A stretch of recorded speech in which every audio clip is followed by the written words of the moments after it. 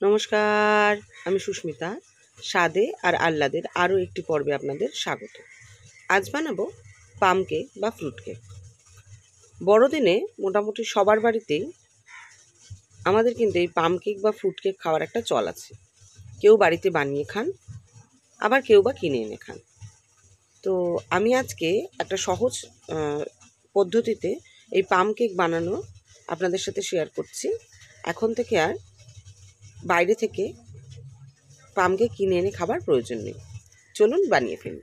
এর জন্য আমি কিছুটা আমন্ড কুচিয়ে নিয়েছি কিছুটা কাজুর কুচি, এছাড়াও নিয়েছি একটু টুটি ফ্রুটি, একটুখানি কিশমিশ আর কিছুটা মোরব্বা আমি কুচিয়ে নিয়েছি। এগুলো কোনটা কি কত পরিমাণে আমি দিয়েছি সব উপকরণগুলোর পরিমাণই আমি ডেসক্রিপশন বক্সে লিখে দেব, চাইলে একবার আপনারা চেক করে নিতে পারেন। অথেন্টিক্যালি ফ্রুট কেক রামে ফ্রুট কেকের ফ্রুটগুলো রামে ডুবিয়ে করা হয়, অর্থাৎ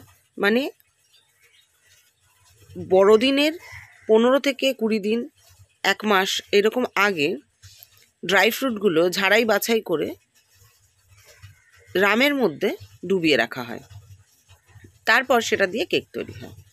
তো সেক্ষেত্রে তো অনেকটা সময় সাপেক্ষ এবং সকলে কিন্তু অ্যালকোহলটা পছন্দ করেন না, সকলের কাছে অ্যাভেলেবেল থাকে না। সেক্ষেত্রে কিন্তু এই প্রসেসে আপনারা বানাতেই পারেন, খেতে ভীষণ ভালো হয়। একবার বাড়িতে করে দেখার অনুরোধ করব।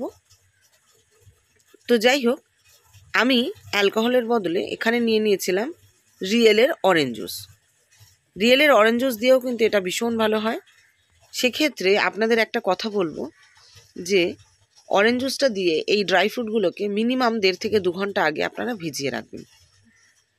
আমি রিয়েলের একদম ছোট্ট যে টেট্রা প্যাকটা 20 টাকার, সেটা 2খানা প্যাক নিয়েছিলাম, দিয়ে ভিজিয়ে দিয়েছিলাম। ভেজাতে গিয়ে 1.5খানা টেট্রা প্যাক অরেঞ্জ জুসে দিয়ে দেওয়ার পর মনে হলো বাটিটা ছোট হয়ে গেছে। তো আমি একটা বড় পাত্রে সমস্ত ড্রাই ফ্রুটগুলোকে ট্রান্সফার করে নেব, আর প্যাকেটের আর বাদবাকি অরেঞ্জ জুসটা দিয়েও ভালো করে ভিজিয়ে নেব, যাতে করে ও ড্রাই ফ্রুটগুলো ফুলে ওঠার জায়গা পায় অরেঞ্জ জুসটা নিয়ে পেয়ে। চলুন এটাকে 2 ঘন্টা 2-1 জন্য রেখে দিই। যদি এটাকে সারা রাত ভিজিয়ে রাখেন, ওভারনাইটও রাখতে পারেন, সেক্ষেত্রে কিন্তু আপনারা অবশ্যই ফ্রিজে রাখবেন। যাই হোক, আমি যেহেতু ঘন্টা 2-1 রেখেছিলাম, তাই ফ্রিজে রাখার প্রয়োজন নেই। চলুন এবার ড্রাই ইনগ্রিডিয়েন্টগুলো মিশিয়ে ফেলি। প্রথমেই বলে রাখি, সমস্ত ড্রাই ইনগ্রিডিয়েন্টই কিন্তু ছেঁকে দিতে হবে, যাতে লাম্প না থেকে যায় বা ডেলা না পেকে যায়। তো আমি এর জন্য নিয়ে নিয়েছি কিছুটা ময়দা, সমপরিমাণ নিয়ে নিচ্ছি চিনির গুঁড়ো।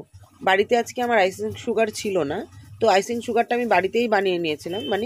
রেগুলার চিনিটাকে আমি মিক্সিতে গুঁড়ো করে নিয়েছি। এই যে এক্সেস চিনিটুকু দেখছেন, যেটা গুঁড়ো ভালো করে হয়নি, সেটাকে আমি আবার চিনির কৌটো রেখে দেবো অন্য সময় রিইউজ করার জন্য। এরপরে আমি নিয়ে নিয়েছি কিছুটা মিল্ক পাউডার। আগেই বলেছি কোনটা কতটা দেবো আপনারা ডেসক্রিপশন বক্সে পেয়ে যাবেন। আর দেব একটু কোকো পাউডার। কোকো পাউডারটা না থাকলে নাও স্কিপ করতে পারেন, তবে আমি বলবো কোকো পাউডারটা দিতে। সেক্ষেত্রে কিন্তু একদম মার্কেটের মতোই একটা ব্ল্যাকিশ ফ্রুট কেকের কালার আসবে, আর স্মেলটাও খুব সুন্দর আসবে কোকো পাউডার দিলে, টেস্টও ভালো হবে। এরপরে এর মধ্যে আমি দিয়ে দেবো একটু দারচিনির গুঁড়ো, দেব আদার গুঁড়ো, আর লাগবে জায়ফলের গুঁড়ো। এগুলো কিন্তু ফ্রুট কেক বা পাম কেকে একদম প্রয়োজন, কোনটাই স্কিপ করা যাবে না। আমার কাছে আজকে জায়ফলের গুঁড়ো বাড়িতে অ্যাভেলেবেল ছিল না, আর অল্প জায়ফল মিক্সিতে গুঁড়ো করাও পসিবল নয়, তাই আমি এইভাবে ক্রাশ করে দিয়েছি। যেহেতু আমি ছাঁকনিতে ছেঁকেই নেব, সেক্ষেত্রে কিন্তু কোনো অসুবিধে নেই। আমি অর্ধেকটা মতো জায়ফল ব্যবহার করেছিলাম। এই সমস্তটা ছেঁকে নেওয়ার পর এই যেইটুকু রয়ে গেল, চিন্তা করবেন না, এটাও ওয়েস্টেজ হবে না। কোনো রকম কাবাব আমি এটা ব্যবহার করে ফেলবো, এটা আলাদা রেখে দেবো, যেইটুকু থেকে যাবে। তো যেহেতু দারচিনি আর আদার গুঁড়োটা মার্কেট থেকে নেওয়া ছিল, একদম পাউডার বেশি ছিল, ওটা তো পুরোটা চলেই গেছে, জায়ফলের গুঁড়োটা একটু থেকে যাবে।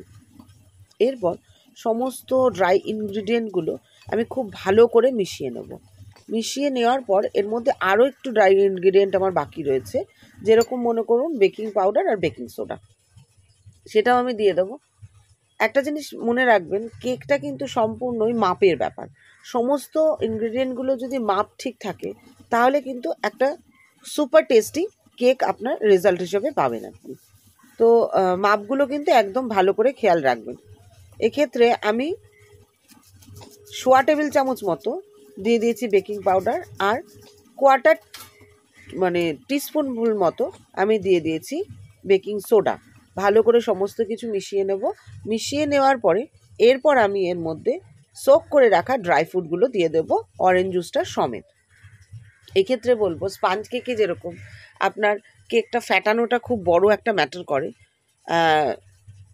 স্পঞ্জ কেকগুলোতে, কিন্তু ফ্রুট কেক বা পাম কেকে কিন্তু অতটা ফ্যাটানোটা ম্যাটার করে না। একটা ঠিকঠাকভাবে মিশে গেলেই কিন্তু আপনি একটা ভালো কেক তৈরি করে নিতে পারবেন।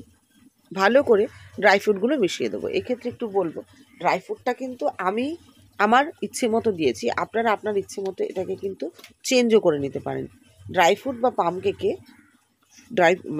ফ্রুট কেক বা পাম কেকে কিন্তু ড্রাই ফ্রুটের পরিমাণটা অনেক বেশি হয়। এরপরে দিয়ে দিয়েছি আমি 1/2 কাপ মতো সাদা তেল, 1 কাপ ময়দা দিয়েছিলাম, 1 কাপ চিনির গুঁড়ো দিয়েছিলাম, তাহলে 1/2 কাপ সাদা তেল।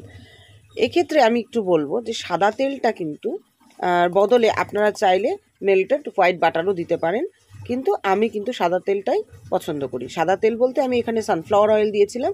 সাদা তেল ব্যবহার করলে অবশ্যই কিন্তু এরকম কোনো তেল ব্যবহার করবেন যেটার মধ্যে নিজস্ব কোনো স্মেল না থাকে। এরপর দিয়ে দেব সামান্য একটু ভিনিগার, আর দেব ভ্যানিলা এসেন্স। এই ভিনিগার দেওয়ার পরে খুব বেশিক্ষণ কিন্তু আপনি রাখবেন না, অর্থাৎ এগুলো মেশানোর আগেই আপনি আপনার মাইক্রোওয়েভটা 180 ডিগ্রি সেন্টিগ্রেডে প্রিহিট করতে দিয়ে দেবেন। তারপর কনভেকশন মোডে প্রিহিট হয়ে গেলে 180 ডিগ্রিতে আপনার 15 মিনিট মতো বেক করে নিলেই কিন্তু কেক তৈরি হয়ে যাবে। এইভাবে দেখুন আমি বাটার পেপারের মধ্যে সামান্য বাটার লাগিয়ে নিয়েছি। এক্ষেত্রে কিন্তু তেল দেবেন না, বাটার বা ঘি দেবেন, তাহলে স্মেলটা ভালো আসবে। তারপর কেকটা দিয়ে দেবো। এতটা বাটার আমি কিন্তু একসঙ্গে দিতে পারবো না, আমার পাত্রটা ছোট বলে, তাই হাফ হাফ করে দেবো। হাফের জন্য সময় কিন্তু 15 মিনিট। 10 থেকে 12 মিনিট হয়ে গেলেই যখন একটা সুন্দর গন্ধ বেরোবে তখন একটা টুথপিক দিয়ে কেকের মাঝখানে ফুটো করে একটু দেখে নেবেন যে ব্যাটারটা কোনো পরিষ্কার টুথপিকটা যদি বেরিয়ে আসে ভাববেন আপনার কেকটা তৈরি, নামিয়ে নেবেন। আর যদি পরিষ্কার টুথপিকটা না বেরোয় সেক্ষেত্রে আরও 2 মিনিট 4 মিনিট আপনারা বেক করে নেবেন।